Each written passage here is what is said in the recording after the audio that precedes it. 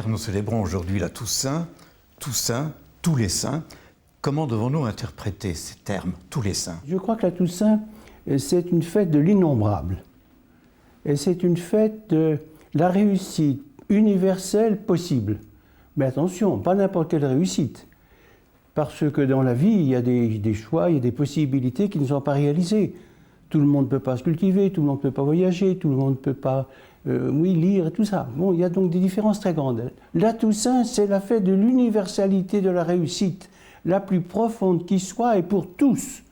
Alors, c'est évidemment, ça suppose qu'il y a un amour qui a l'immensité du monde. C'est-à-dire qu'il y a dans la Toussaint une espèce de bonheur de se dire qu'il n'y aura pas d'exclus et que tous les hommes qui entrent dans la vie peuvent entrer dans le bonheur de Dieu. Alors ça, c'est extraordinaire. Mais de nos jours, nous avons le devoir de définir un peu cet innombrable. C'est-à-dire que toute l'histoire est appelée, mais pas seulement l'histoire, mais la préhistoire. C'est-à-dire que dès le début de l'humanité, que ce soit 2 millions d'années ou que ce soit 150 000 ans, tous les êtres humains qui sont venus au jour étaient appelés à entrer non pas seulement dans le jour du soleil, mais dans le jour de Dieu. Alors, en ce sens-là, ça suppose que Dieu, dans son amour, ratisse large, et que même bien plus, son chalut ratisse dans les bas-fonds du monde et de l'histoire. Il n'y a pas d'exclus. C'est pourquoi on dit la Toussaint. Mais de nos jours, il faut aller jusqu'au bout de ce que la culture nous permet de mettre sous ce chiffre. Alors quand l'Écriture nous dit, Isaïe nous dit, Dieu appelle chaque étoile par son nom. Alors s'il appelle les étoiles par leur nom, qui sont des milliards et des milliards, il peut appeler chaque homme par son nom. Et si retiré qu'il soit dans les conditions de la vie, il n'est pas retiré pour la lumière de Dieu. Donc c'est une fête d'espérance extraordinaire. Où que nous soyons, quelles que soient les conditions les plus misérables, les plus obscures, les plus dérobées, les plus abîmées, rien n'est abîmé pour Dieu. Car Dieu est l'amour qui sauve tout homme. Et il nous dit, il veut que tous les hommes soient sauvés.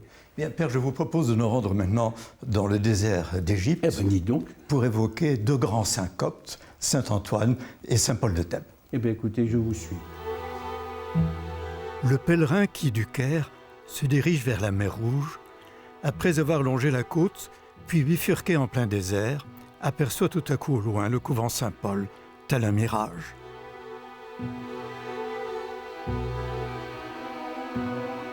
La présence d'une croix plantée dans le rocher, puis l'approche du portail du monastère, lui confirme qu'il est bien arrivé à destination.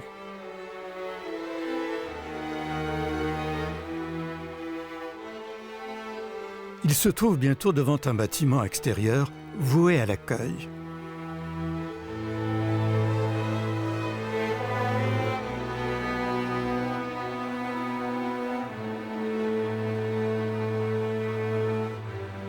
Il suffit qu'il se retourne pour découvrir la longue façade du monastère.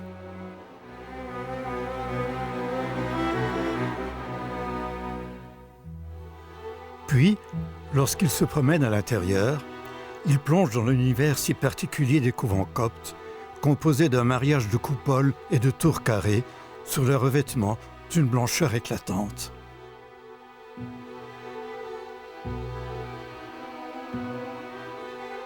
Sait-on à peu près de quand datent les bâtiments de Saint-Paul ? Alors les bâtiments eux-mêmes, la fondation du monastère est une fondation très ancienne, hein, puisqu'elle remonte à peu près au 5e siècle. Hein, donc c'est une fondation qui a été faite après la mort de Saint Paul. Mais les bâtiments eux-mêmes ont été extrêmement endommagés pendant le Moyen-Âge. Ils ont été plusieurs fois pillés par les Bédouins. Et il a fallu en fait entièrement le rénover au début du XVIIIe siècle. De Saint Paul de Thèbes, on sait très peu de choses. On sait très peu de choses, effectivement, de ce grand ermite, hein, qui est toujours considéré, qui était probablement le premier moine, le premier ascète égyptien. Sa vie nous a été contée par saint Jérôme. On sait qu'il était né dans une famille très riche, hein, de la Thébaïde. Il avait un frère qui s'appelle Pierre Boutros. Et après la mort de son père, il y avait le problème d'héritage. Et il n'était pas d'accord, et puis on alla voir le juge pour juger entre les deux. Ils ont vu un enterrement, donc il a demandé ce que c'est. Bon, il a compris bien sûr que la vie il ne prendra rien du tout avec lui à la fin de sa vie. Il a dit à son frère, j'ai besoin de rien. Il le sait, il est parti. Il est parti dans le désert. Il s'est retiré dans le désert, comme c'est arrivé très souvent durant toute cette période. Et il a vécu, en fait, dans une grotte pendant toute sa vie, à peu près, dit-on, 85 ans. Il est mort d'ailleurs à peu près à 113 ans.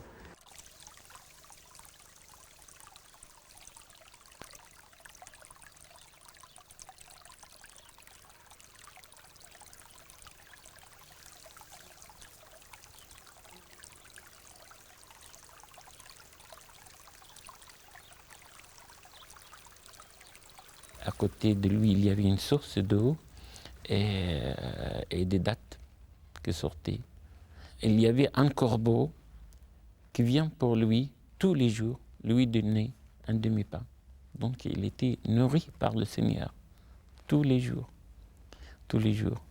Et avant sa mort, le Christ, Dieu, a voulu révéler sa vie. Il y avait un ange qui était apparu pour Saint Antoine. Il lui a dit, il y a quelqu'un d'autre qui était avant vous, qu'il est dans le désert profond.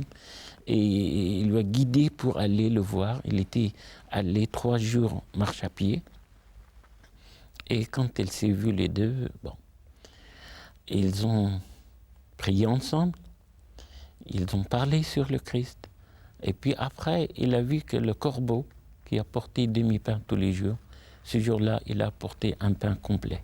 Une miche entière qu'ont partagée Saint Paul et Saint Antoine. C'est une iconographie qui est reprise de façon extrêmement courante, aussi bien en Égypte même que d'ailleurs hors d'Égypte. L'église Saint-Paul, appelée aussi église de la grotte, abrite les reliques du saint. Elle était recouverte de peintures. Les peintures de l'église de Saint-Paul. Dans l'église de Saint-Paul, il y a d'ailleurs 2 parties. Il y a une partie qui englobe la tombe même de Saint-Paul, qui est en contrebas par rapport au reste du monastère. Et puis, il y a une partie qui est un peu plus haute, qui a été construite donc à l'époque tardive. Probablement, comme je voulais l'indiquer, les plus anciennes structures doivent dater du Moyen-Âge, mais ça a été aussi tout à fait réaménagé au XVIIIe siècle.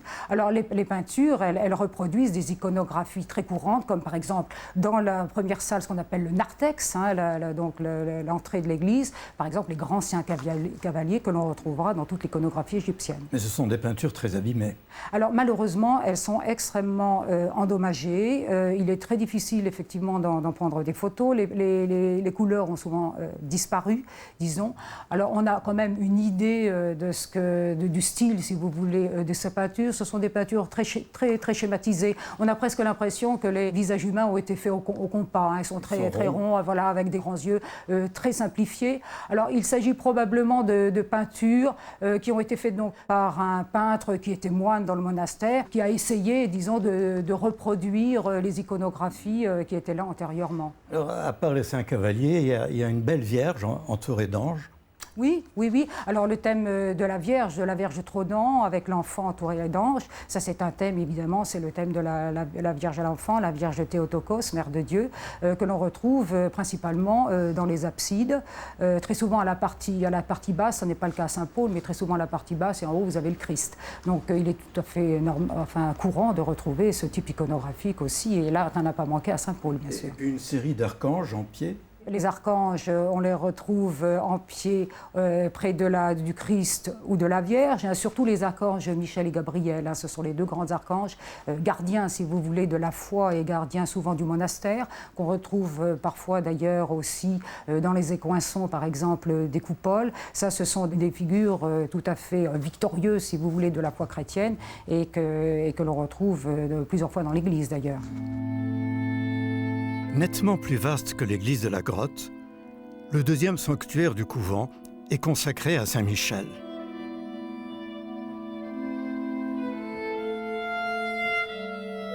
Les moines viennent tour à tour s'y livrer à la prière.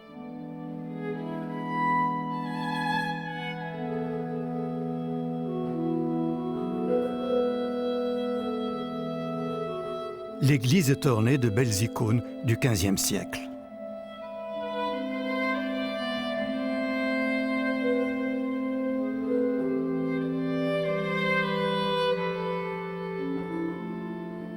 L'une d'elles, comme il se doit, est la représentation de saint Paul.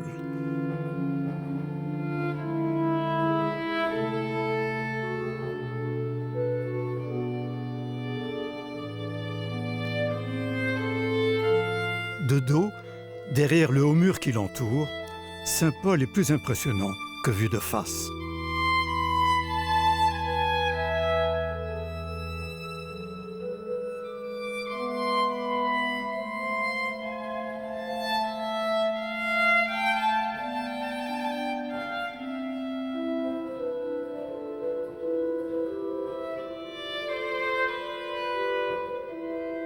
En quittant le monastère, on passe devant la nouvelle cathédrale, encore en construction, un peu à l'écart.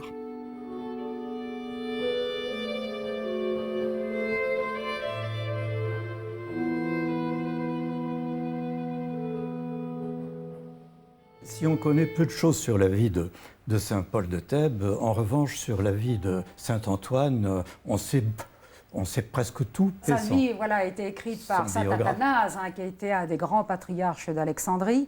On sait effectivement que saint Antoine, lui aussi, était issu d'une famille aisée, d'une famille plutôt riche, aisée, de Moyenne-Égypte. La vie de saint Antoine est énorme. Il a vécu 105 ans. Et il est bien sûr considéré comme le père du monachisme, le père de tous les moines dans le monde entier. Quand il était jeune, il était allé à l'église une fois et il a écouté l'évangile qu'il disait « Si vous voulez être parfait, allez vendre vos biens et donnez-le aux pauvres. » C'est ce qu'il a fait. C'est ce qu'il a fait. Il a considéré que cet appel, c'est pour lui, personnellement. Il était riche parce que ses parents étaient riches. Il avait 300 hectares de bonnes terres. Il les a vendus. Il avait une sœur. Il l'a mis avec les autres sœurs. Il a gardé une petite somme d'argent pour sa sœur, pour qu'elle ne soit pas dans le besoin. Mais pas pour lui. Et il a vendu tout. Il a tout vendu, il a tout donné aux pauvres. Et il était allé s'isoler dans le désert. Donc il s'est retiré dans le désert, mais en fait tout près de la ville où il habitait.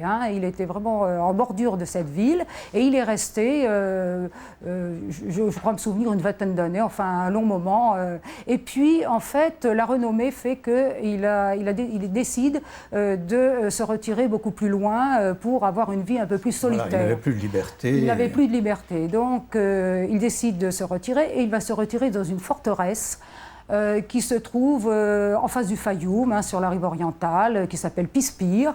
Et là, il va aussi y rester une bonne vingtaine d'années, donc aussi isolé qu'il le peut. Et puis, à nouveau, la renommée fait que Saint-Antoine est à nouveau pris à partie, si je puis dire, par sa renommée, par les moines qui viennent le voir, et il décide de s'enfoncer encore beaucoup plus loin dans le désert. Alors, on dit qu'il va marcher 3 jours et 3 nuits sans s'arrêter, et puis, à un moment donné, il va trouver une source. Donc, source qui existe encore dans le absolument, source de vie, il faut bien quand même pouvoir continuer à vivre. Donc il va s'installer là, dans une grotte, et il va y vivre jusqu'à la fin de sa vie. À l'abri d'une solide charpente, une structure de bois protège la grotte et la source qui ont servi de refuge à Saint-Antoine durant de longues années.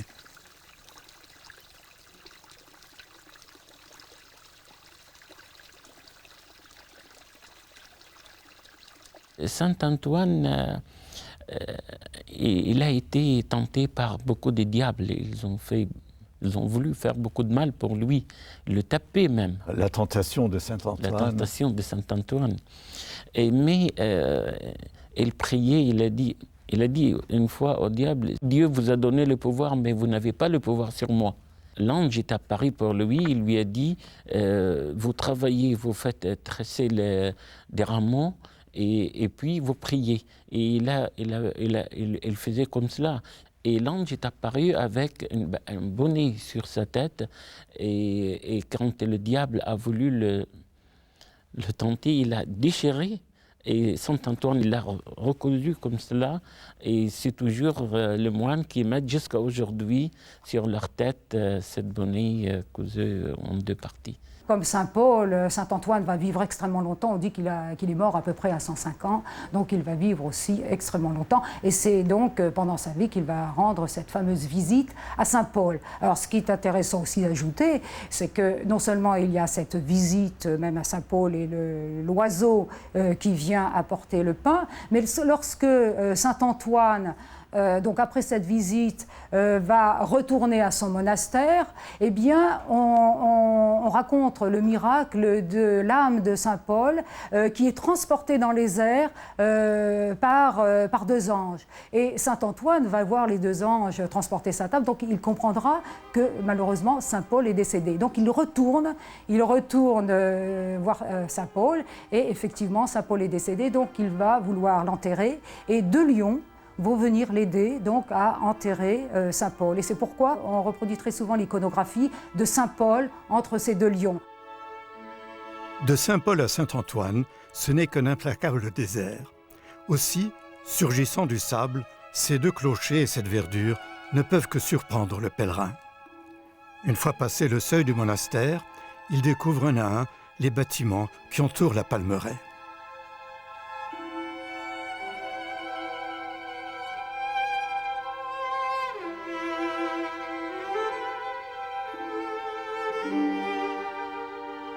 La puissante tour carrée,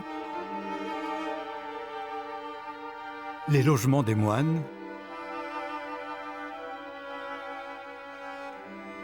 l'imposante forteresse de Justinien, élevée au VIe siècle. L'architecture de Saint-Antoine est peut-être plus intéressante que celle de Saint-Paul. Les deux monastères ont visuellement la même structure, c'est-à-dire ce sont des bâtiments qui sont entièrement entourés d'un très haut mur.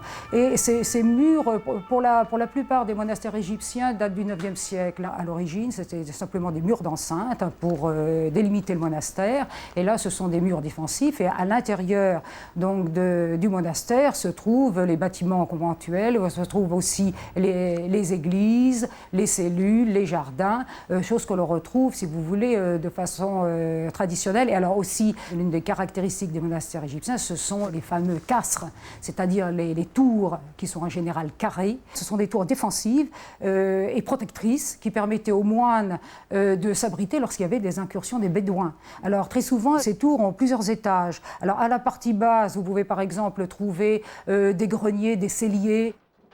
Les moines de Saint-Antoine ont conservé l'antique système de poulies qui permettait de hisser les sacs de provisions jusqu'au grenier.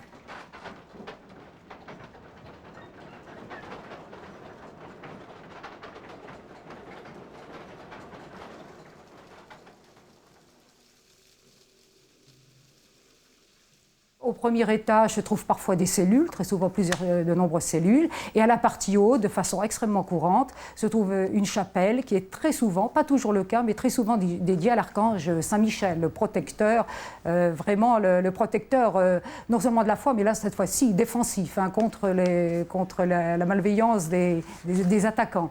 La tour de Saint-Antoine date, semble-t-il, du XVe siècle.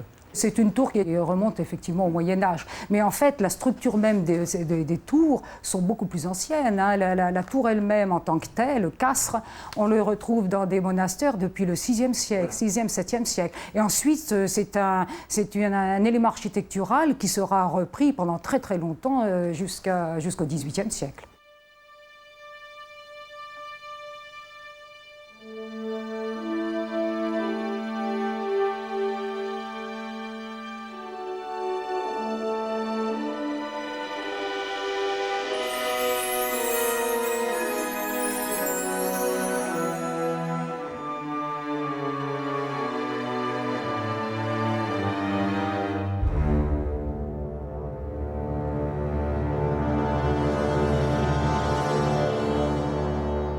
L'église du couvent.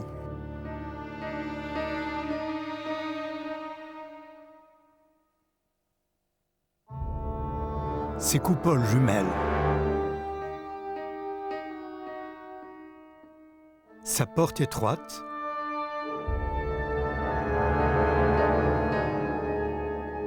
Ses proportions intérieures. Bien entendu, la merveille de Saint-Antoine, ce sont les peintures de sa chapelle, de son église. les peintures sont beaucoup plus intéressantes que ce qu'on a trouvé à Saint-Paul.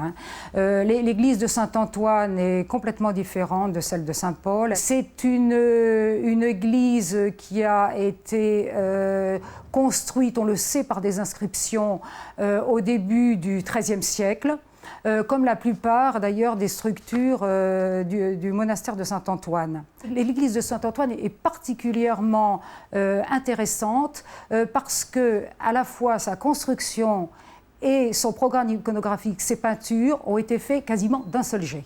Sauf quelques peintures qui doivent dater, disons, de la fin du XIVe, début XVe. Mais le programme iconographique et l'architecture sont contemporains. Et c'est vraiment ce qui est passionnant à Saint-Antoine. Je crois que c'est d'ailleurs le premier cas, si vous voulez, dans toute l'Égypte, où on trouve cette concordance entre l'architecture et l'iconographie et la peinture. Alors commençons, si vous voulez bien, par le narthex. Il faut savoir d'abord que l'église de Saint-Antoine est tout à fait différente de ce qu'on trouve à Saint-Paul. C'est une église qui possède une nef à 2 travées surmontées par des coupoles. Ensuite, vous avez entre le sanctuaire et cette nef, vous avez un espace rectangulaire, une salle rectangulaire que l'on appelle le rourous, c'est-à-dire le chœur, et ensuite vous avez la partie, si vous voulez, du sanctuaire avec trois niches. Donc là, le programme iconographique est vraiment en liaison avec cette architecture. C'est-à-dire que dans la première travée de la nef, vous avez des représentations de saints martyrs, puisque c'était là que se réunissaient les laïcs, qui pouvaient seulement accéder à cet espace. Donc vous avez toute une série de saints martyrs. Et des saints cavaliers. Vous avez donc tous les murs qui sont tapissés donc, de grands saints cavaliers, Saint Georges, Saint Mercure, Saint Théodore, les grands saints.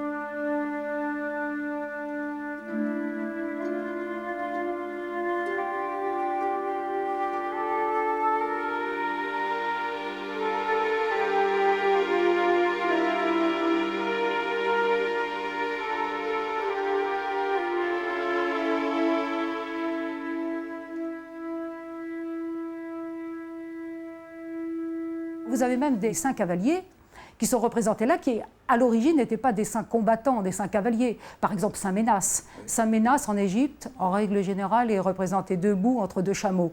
Et là, vous le trouvez cavalier. C'était quand même un officier de C'était un officier, c'était un soldat, un fantassin en fait, mais on le représente cavalier parce que le saint cavalier, c'est la victoire. Souvent, ils sont en train d'écraser un démon ou un empereur qui a été particulièrement persécuteur. Donc, ils sont là justement pour témoigner de la foi chrétienne et de la victoire, si vous voulez, du christianisme sur le paganisme.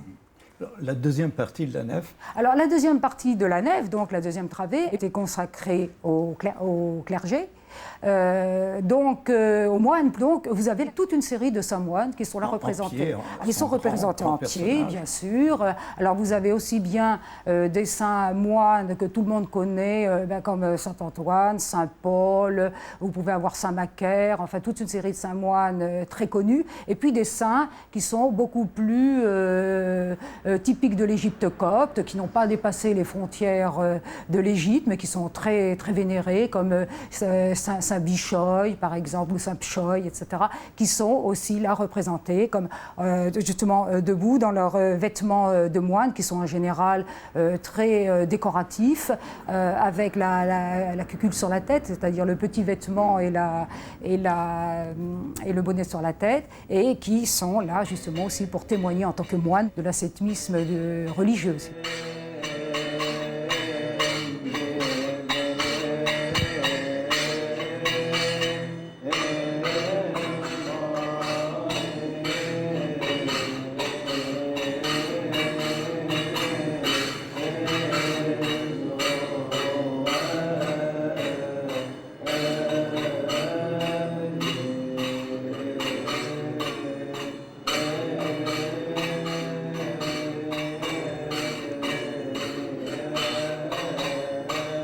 Et puis il y a une Vierge aussi. Elle est représentée comme Vierge odigitria, c'est-à-dire montrant l'enfant, la Vierge conductrice, que l'on trouve d'ailleurs dans tout l'Empire byzantin. Entre ce qu'on pourrait appeler le narthex ou la première travée et la deuxième, il y a deux archanges. Sous l'arcade, absolument. C'est Saint-Michel et Saint-Gabriel qui sont représentés tête contre tête avec des vêtements impériaux, comme c'est très souvent le cas sur ces deux personnages, qui sont représentés presque comme empereurs, c'est vos dignitaires impériaux, et qui sont là justement, c'est très intéressant parce qu'ils sont sur une partie architecturale très particulière, entre deux espaces très particuliers, et aussi bien, donc, comme je le disais, témoignant de la foi, mais aussi, je puis dire, soutenant la structure même de l'Église. Le sanctuaire, lui, est tout petit.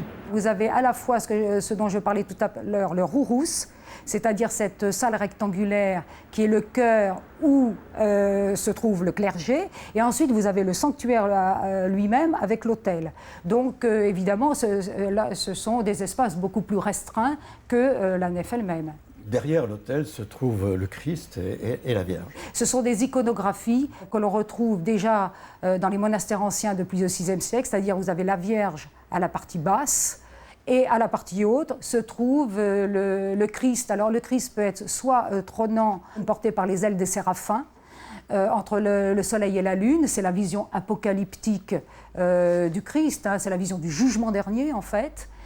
Soit alors vous avez le Christ de l'Ascension. Et parfois les deux iconographies se mêlent. Une des plus belles choses de l'église, c'est la petite chapelle des Quatre Vivants.